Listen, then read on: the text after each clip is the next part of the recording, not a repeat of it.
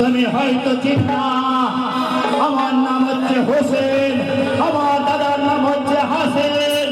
এই আমরা দুই ভাই থাকতে এই মক্কা মদিনার মধ্যে কেউ আঙুল দিয়ে কথা বলতে পারিনি, আর কেউ আমাদের দেখে কথা বলতে পারিনি। আজ তুমি বলছো ওই আমার ইসের কাছে নৌকারের কাছে তুমি দুধ চেয়েছো, আমার নৌকারকে বলে দেওয়া হয়েছে এই এক ফোঁটা দুধ যেন কোনো দুধ না হয়, দুধ না দিতে পারে আমার নৌকারকে। এই আমার শত শত গাভীকে তুমি মেরে দিয়েছো, এর পরিণাম